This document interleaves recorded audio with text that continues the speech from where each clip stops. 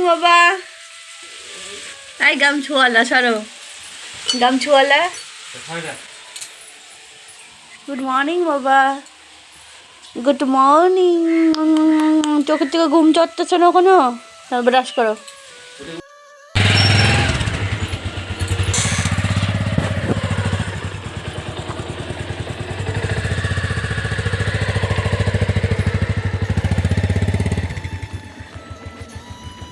সরকার উঠে বসে আসেন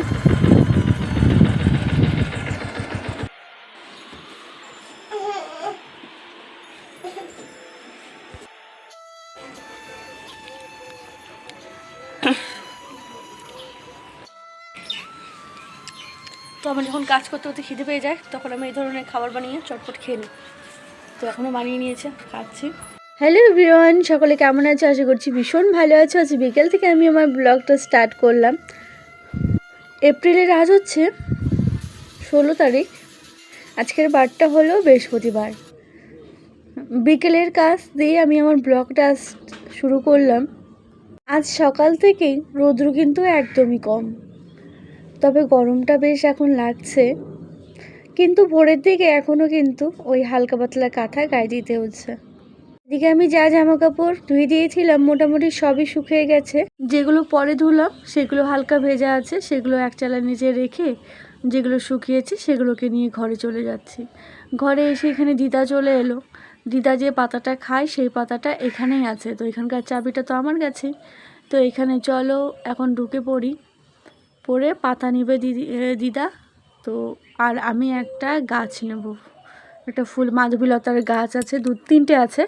দুটো এই গেটের উপর দিয়ে উঠিয়ে দেবো আর একটা আমি নিয়ে যাব আর দেখো কিছুদিন আগে এখানে কতটা পরিষ্কার ছিল আর এখন পুরো জঙ্গল হয়ে গেছে আর এই দেখো আমিও একটু আমারও ভিডিও করে নিলাম আজ আর আমি গন্ধ পাতা উঠাবো না আম গাছটায় বেশ কয়েকটা আম ধরেছে বাড়িতে এসে দিদা পাতাগুলো রেখে আসলো আমি ওইদিকে ঝাড়ু হাতে নিয়ে উঠানটা ছাদ দেওয়া শুরু করে দিয়েছি তো আমাকেও অনেক দিন থেকে দিদি বলছিল যে বুনু এরকম একটা লম্বা লাঠি লাগানো একটা ঝাড়ু বানিয়ে নিস তো দিদিও তো অনেকবার বলেছে তো আমি তোমাদের দাদাভাইকে বলেছিলাম আজ আনে কাল আনে তবে তোমাদের তো যেদিন এনেছিল দেখিয়েছিলাম প্রথম একটু ঝাড় দিতে অসুবিধা আছে যেহেতু অভ্যাস নেই ছোট ঝাড়ু দিয়ে অভ্যাস তো একটু অসুবিধা হচ্ছে আশা করছি কিছুদিন ঝাড় দেওয়ার পরই আর কোনো সমস্যা হবে না আর এই পাশটা না ঠিক ওই ঝাড়ু দিয়ে হচ্ছিল না হবে হয়তো যারা ঝাড় দেয় কিন্তু আমি পারছিলাম না বলে এদিকটা যেহেতু পাথর অনেকটা তাই আমি এই ছোট ঝাড়ুটা দিয়ে কিন্তু এপাশের বাগানটা ঝাড় দিয়ে নিচ্ছি আর এদিকে না অনেক পাতা পড়ে মানে এই সম্পূর্ণ পরিষ্কার করতে গেলে কোমরে ব্যথা হয়ে যায় তবে আজ ঝাড় দিতে কিন্তু একটুকু কোমর ব্যথা হলো না কারণ এই বড় ঝাড়ুটা দিয়ে ঝাড় দিচ্ছি আর দিদাও বলছে বেশ এখন ভালো হবে যে দেখছে সেই বলছে যে বেশ এখন ভালোই হয়েছে বড় উঠান ঝাড় দিতে গেলে এরকম একটা লাঠি হলে কিন্তু বেশ ভালো হয় গেটের পাশটা এত বালি তাই এই পাশটাও একটু আমার অসুবিধা হচ্ছিল ঝাড় দিতে তো কিছু সময় হাফ ঝাড় দিয়ে তারপরে কিন্তু আমি আবার ছোট ঝাড়ুটা দিয়েই ঝাড় দিয়েছিলাম আর আমি এই ঝাড়ু দিয়ে বলে ঝাড় দিচ্ছি বলে ননদ এখানে এসে ক্যামেরা করছিল তা বলছিলাম না করিস না চুলগুলো পাগলের মতো আছে তো আমি আবার সরে যাচ্ছিলাম ও দেখো আবার ঘরের পিছনে লুকিয়ে পড়লো সবার সঙ্গে একটু গল্পগুজব করলাম এদিকে দেখো সন্ধ্যা হয়ে গেছে ছেলে এখন যাবে পড়তে রান্নাঘরে বালতিটা জল নিয়ে নিয়েছি এবার রাতে রান্নাটা করব রান্নাঘরে এসেই ফার্স্টে আমি এই জ্বালানোটা খুলে দেবো এখন বড় মশাই আসেনি এখনও শ্বশুরমশাই আসেনি দুজনের একজনের না তো আমি এখন রান্না করবো এখানে সবজি বানালাম সয়াবিন বানিয়ে দেবে তো এখন সেটাই বানাবো তোমরা দেখতে থাকো আর এই নাইটিটা আমাকে দাদা দিয়েছে আর আরও একটা গিফট আছে এই যে আজকে পড়েছি তোমাদের দাদাভাই চলে এলো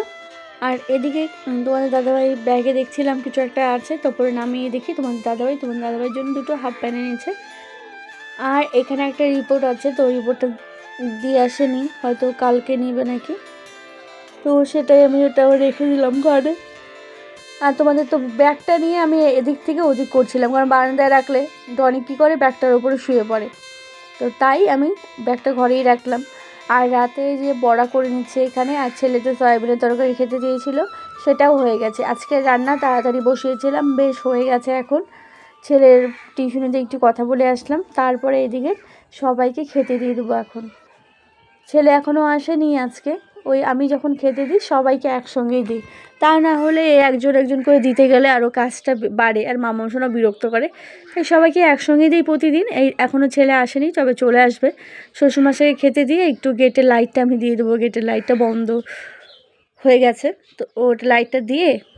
তারপর আমি একটু আঁকাবো। আর এখানে তোমাদের দাদাভাইকে আর শ্বশুরমশাইকে ডাক দিলাম যে খাওয়ার বেড়েছি, বসো। আর মামাম সোনা কিন্তু ঘুমিয়ে পড়েছে, দুপুরে না ঘুমালে মামাম সোনা কিন্তু তাড়াতাড়ি ঘুমিয়ে পড়ে। আর শ্বশুরমশাই এসে এখানে এলো, এই যে হাতটা ধুয়ে নিচ্ছে ফুলের টবেই আমার। শ্বশুরমশাইয়ের খাবারটা নিয়ে এসেছি আমি, সবার খাবারই আমি একসঙ্গে বেড়ে জল টল দিই, তারপরে ডাক দিই, তাহলে কিন্তু ভালো হয়। তা না হলে ওই একটা একটা করে বসে থাকলে নিয়ে আসা। এদিকে দেখো ছেলেকেও আমি চলে গেলাম একটু আগাতে, আওয়াজ পেলাম বাইরে, তবে এখনও ঢুকছে না দেখে আমি একটু গেটের সামনে গেলাম। তো এই দেখো আমিও বেরোলে আমার ডনিটাও বেরোবে, কিন্তু মানে গেটের আওয়াজ পেলেই ও দৌড়ে যাবে।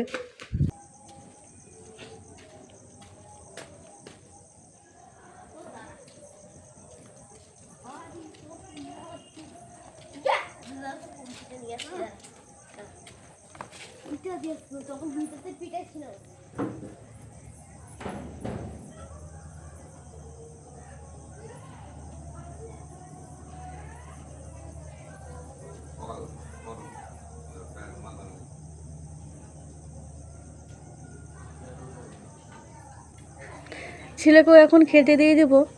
ছেলের খাবারটাও বেড়ে একটু থালে ছড়িয়ে রাখলাম। এদিকে শ্বশুরমশাই খেয়ে হাঁটতে বেরোলেন, আমার খাবারটাও নিয়েও চলে আসলাম। আজকের ব্লগটা এখানেই শেষ করছি, বাই। ভালো লাগলে লাইক সাবস্ক্রাইব করে পাশে থেকো।